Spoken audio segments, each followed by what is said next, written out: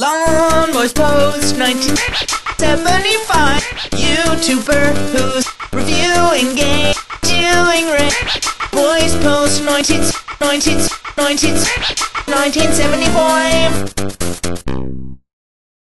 Hey YouTube, Long Boys Post 1975. I got tagged, right? I got tagged by a very good friend of mine, Leo, aka The Professor, aka Devil Toys UK 2. He's in my friend list. I thoroughly recommend you go and check out his channel. It's a slice of fried gold, you know, especially if you like action figures. Brilliant channel, brilliant guy.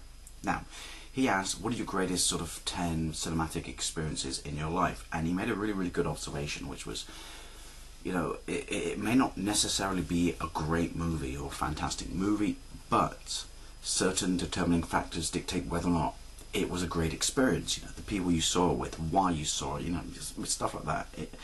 Brilliant, brilliant. No, sorry Leo, mate, I've got to do 5, because otherwise I'm going to waffle on for Queen and Country and this video is going to get away from me. And I had to think long and hard about this, which is why it took me so long to do a response to this.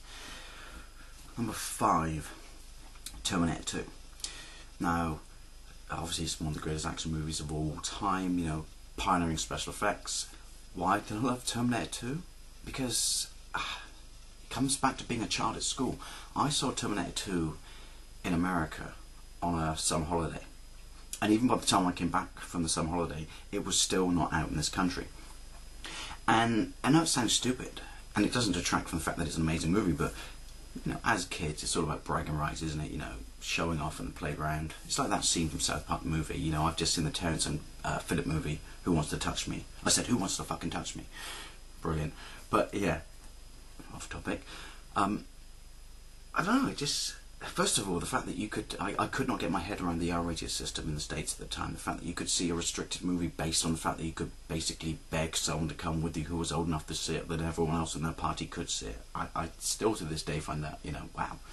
But yeah, it's just something very special, sat there watching this movie, which was amazing, and thinking, yeah, none of my mates are going to get to see this forever, and I'm watching it before them.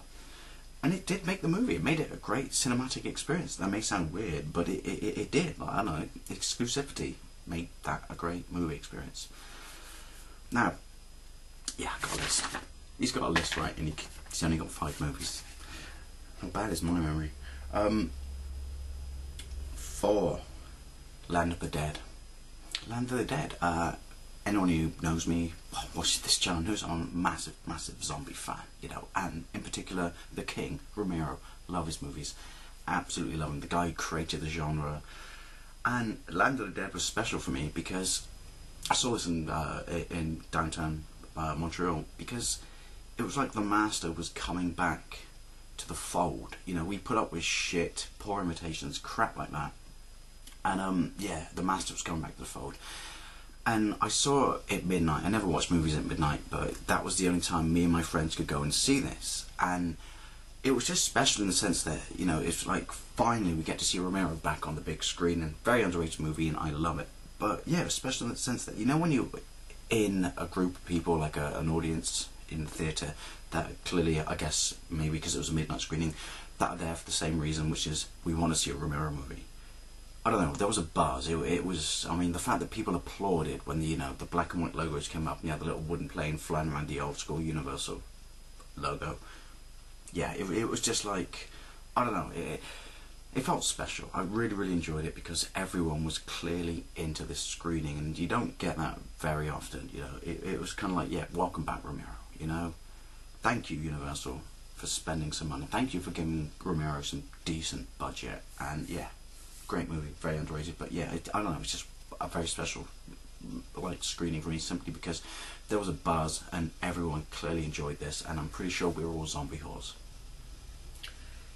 3, Goldeneye. Goldeneye, you gotta remember that when Goldeneye came out, Bond had been away for a while. Timothy Dalton was the previous Bond. He made 2 movies, he was supposed to make 3, but there was issues with the franchise, and he wanted to make the 3rd one, but it got to the point where it was so long between making the previous movie that, I don't know, he gave up. Which is a shame, because he's a very underrated Bond, and actually quite close to the Bond portrayed in Fleming's novels.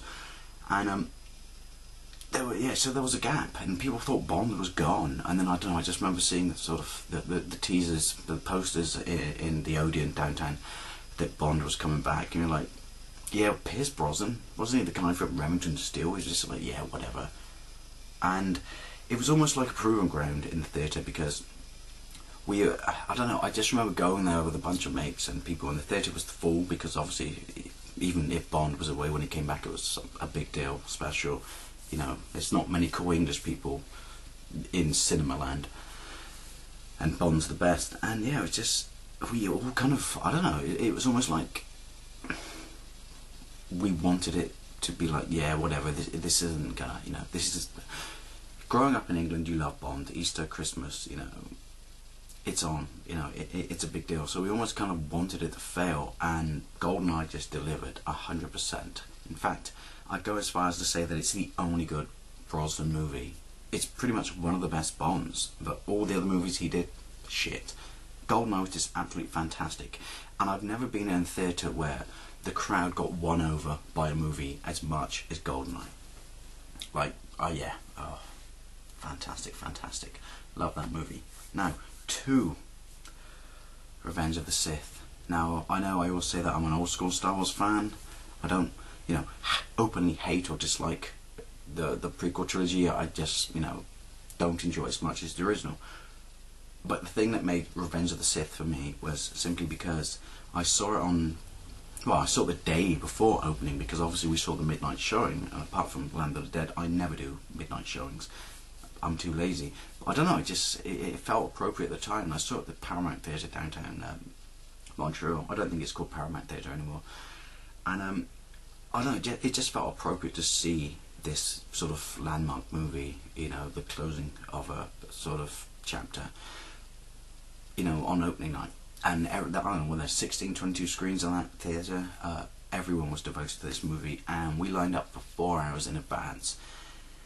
And yeah, I mean, if you stand in line with people dressed as Star Wars characters flailing around lightsabers, and it takes you that long to get to the cinema, and you have to hold in wanting to slash for that long, because for some reason the route went down and around, it went 4 blocks long, and it did not pass a bar or a pub. So, you know, you held it in. That kind of adds to it, I think, or it did to this for me, call me weird. Yeah, it just made it a great sort of movie experience, you know. You know, don't get me wrong, it was 35 degrees even though it was night. It was a hot summer in 2005. But it definitely added to the experience. Well, obviously the buzz, you could feel the excitement with all these people. Group events, they're cool. So yeah, Revenge of the Sith. Now, I know it's a no-brainer, and it's cliched. Anyone who knows me or knows my channel, but I'm going to have to say this. Number 1, Back to the Future. Why? Simply because of this. I've said this before and I'll say it again. No movie has ever affected me as much as that. You know, I fell in love with that movie from day one. You know, from day one it's been my favourite movie. But when I watched it, it was just literally like I was sat in a room by myself. Cinema just flew away, just paled away. Like there was no one else around me. Literally, that movie just sucked me in. I was just like, this is the greatest thing I've ever seen. Now, I knew very little about it before I watched it. You know, it was summer. There was like a half-hour sort of promotional video on TV about it, where Michael J. Fox discusses various time machines throughout sort of media and movies and stuff like that, and then ends up pulling a shit off at DeLorean at the end. And other than that, and news saying, you know, this is some blockbuster, knew nothing about it. But also, as a kid, I couldn't get my head around the title. I couldn't understand that why you were from the future, but you weren't there anymore, and yet you had to get back to it because we live now. I don't know. I was 10. Throw me a bone. But yeah, no movie ever has affected me like that. It was literally, something went off inside of me. Fantastic. Just, I can't explain it. I'm waffling, but yeah, that's 5 of my greatest cinematic experiences, you know, ever. Great question, Leo. Great question. Very hard to answer. Everyone go and check them out. I'll put a link in the dookie down below. See you later.